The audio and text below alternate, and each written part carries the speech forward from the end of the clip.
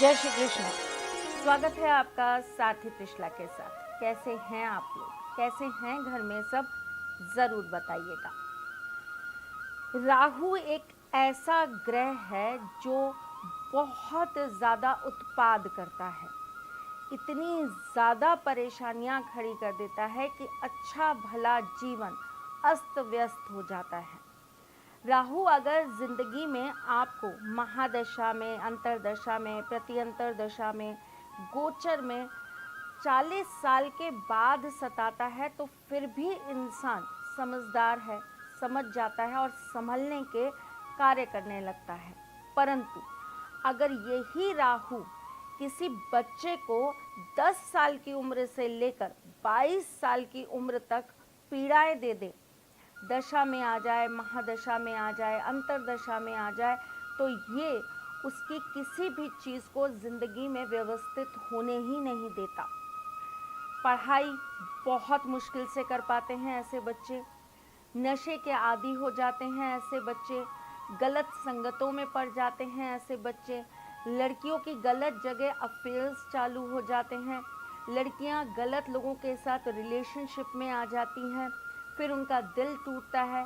कई कंडीशंस में ऐसी लड़कियां घर से भाग जाती हैं, गलत फैसले कर लेती हैं जो उनकी ज़िंदगी को बर्बाद कर देता है। राहु अगर आपके जीवन में 22 साल से लेकर 32 साल के बीच में दशा, महादशा, अंतरदशा में आ जाए तो ये कार्य को कभी भी आपके जीवन में व्यवस्थित नहीं होने देता, जॉब नहीं लगने देता। जॉब लगेगी तो लगेगी, छूटेगी, लगेगी, छूटेगी, यही होता रहता है। बेवजह किसी ना किसी से आपका झगड़ा हो जाएगा और उस झगड़े की वजह से आप कहीं ना कहीं सुर्खियों में आ जाएंगे, या तो आपके ऊपर कोई केस हो जाएगा, आप किसी ना किसी केस की वजह से दिन रात परेशान रहेंगे, आपका रेगुलर चक्कर लगता रहेगा कोर्ट में, थानों में या ऐसी जगहों में जहां कोई नहीं जाना चाहता। राहु एक और बहुत गंदी चीज़ करता है, अगर वो 22 और 32 की उम्र के बीच में किसी की महादशा में आ जाए। ये वो वक्त होता है जब ये किसी की भी जीवन के अंदर रिश्तों को संभलने नहीं देता, वाणी इतनी खराब कर देता है, पैसों की इतनी ज़्यादा तंगी ला देता है कि इंसान उधारी की ज़िंदगी जीना चालू कर देता है और उसके बाद अपने जीवन के अंतिम क्षण तक वो सिर्फ उधार लेके और चुका कर ही ज़िंदगी काटने का कार्य करता है। नशा तो राहु का सबसे प्रिय एक अपना आहार है, जिसके बिना राहु रहता ही नहीं है। जिस किसी को भी राहु परेशान करेगा उसे नशे का आदी तो ज़रूर कर देगा, और नशे के आदी होने के कारण घर परिवार वाले परेशान रहेंगे, शादी हो जाएगी तो पत्नी परेशान रहेगी, बच्चे अगर आपके इस तरह के हैं तो माँ बाप हमेशा उसकी वजह से दुखी रहेंगे, आपके घर में हमेशा कलह, लड़ाइयाँ, तांडव होते रहेंगे, आपके घर में बाहर के लोग आकर आपके बच्चों को, आपके परिवार के सदस्यों को बहुत अपशब्द बोल जाएंगे, आपकी इज्जत एकदम धूल में मिल जाएगी। राहु ऐसे कारनामे बहुत करता है। राहु एक उत्पाती बच्चे की तरह है, जिसे अगर आपने शांत भी करने की कोशिश करी तो ये शांत भी नहीं रहता, बल्कि और ज़्यादा उत्पात पे आ जाता है और ज़्यादा दुखी करने लगता है। राहु को शांत करने के लिए आज मैं आपको बहुत सरल से उपाय बताने वाली हूँ, लेकिन एक चीज़ ध्यान रखिए, अगर आपके बच्चे की कुंडली में समय रहते आपको पता लग गया कि राहु का कहीं भी किसी भी प्रकार का प्रकोप आने वाला है, तो प्लीज़ आप इसकी शांति बहुत तरीके से ज़रूर कराइएगा। राहु ना कभी बिजनेस, जॉब और ना ही आपकी पारिवारिक यानी कि मैरिड लाइफ को सही रहने देता है, स्टेबल कुछ नहीं रहने देगा। जो मिलेगा वो हमेशा आपके हाथ से राहु के पीरियड में जाएगा ही जाएगा।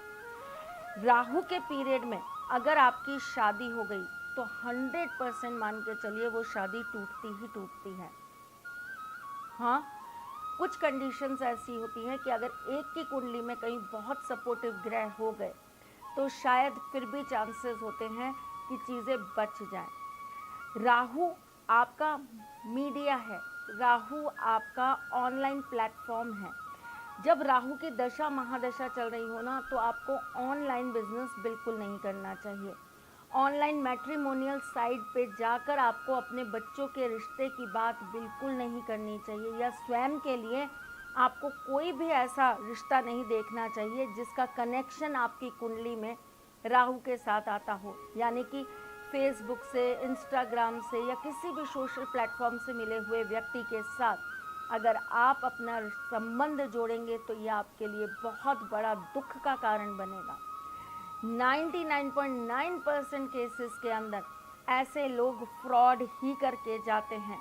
आपसे इतना झूठ बोलेंगे, आपको इतना सब कुछ दिखाएंगे, और जब असलियत सामने आएगी तो आपको ये लगेगा ये मेरे साथ क्या हो गया। और ये मैक्सिमम लव अफेयर्स के केसेस में ही होता है। वहीं पर इंसान धोखा बहुत ज़्यादा खाता है। शादी से पहले दिखाया गया कि हमारा घर है, हमारे पास बढ़िया काम है, हमारे पास गाड़ियाँ हैं। शादी करके पता चला ये तो कर्जे में थे, इनके पास तो कुछ भी नहीं था। ये सारा का सारा तांडव राहु का रचा होता है। तो आपको आज मैं कुछ सरल उपाय ज़रूर बताऊंगी जिससे आप अपने राहु को कर सकेंगे शांत, और उसकी वजह से आप इतने ज़्यादा प्रॉब्लम में कभी नहीं आएंगे। और आपके बच्चों के साथ भी अगर ऐसा कुछ है तो आप समय रहते उनकी कुंडली में बैठे राहु को शांत कर पाएंगे। तो चलिए मैं बताती हूँ, लेकिन इससे पहले आपको ये बता दूँ कि मैं कौन हूँ। मैं आपके एस्ट्रोलॉजर हूँ, वास्तुशास्त्री हूँ, चेहरा भी पढ़ती हूँ, आवाज़ भी पढ़ती हूँ और हाथों की लकीरें भी पढ़ लेती हूँ। चूँकि आपकी सारथी हूँ इसीलिए आपको जीवन का सार देने चली आती हूँ। राहु जब किसी को भी बहुत ज़्यादा पीड़ाएं दे रहा हो तो ऐसे व्यक्ति को सफ़ेद चंदन अपने मस्तिष्क पर हमेशा लगा कर रखना चाहिए। राहु अगर आपको बहुत ज़्यादा पीड़ाएं दे रहा हो तो आपको नहाने के पानी के अंदर एक चुटकी सफ़ेद चंदन डालकर ही स्नान करना चाहिए।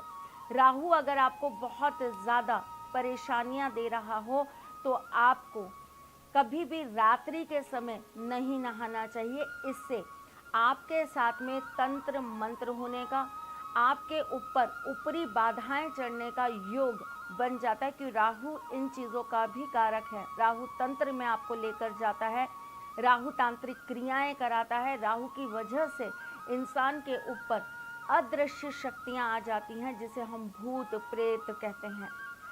अगर आपकी कुंडली के अंदर राहु बहुत नकारात्मक है, वो आपको पढ़ाई नहीं करने देता, आपकी लव लाइफ स्टेबल नहीं रहने देता, आपकी मैरिज लाइफ स्टेबल नहीं रहने देता, आपके बिजनेस में आपको बार बार घाटे पहुंचाता है, तो आपको एक सूखा नारियल ले लेना चाहिए। उसके अंदर आपको एक तांबे का सिक्का रख देना चाहिए और ऊपर आपको चीनी भर देनी चाहिए, और इसे आपको एक लाल कपड़े में लपेटकर या तो बहते हुए जल में प्रवाहित कर देना चाहिए या आपको किसी कच्ची जगह पर दबा देना चाहिए। और ये कार्य आपको शनिवार के दिन करना चाहिए।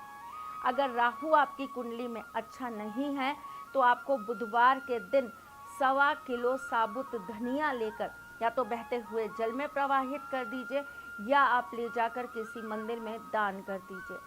राहु अगर आपकी कुंडली में बहुत ज़्यादा तांडव दिखा रहा हो तो शनिवार के दिन आपको 11 बादाम बहते हुए जल में प्रवाहित करनी चाहिए।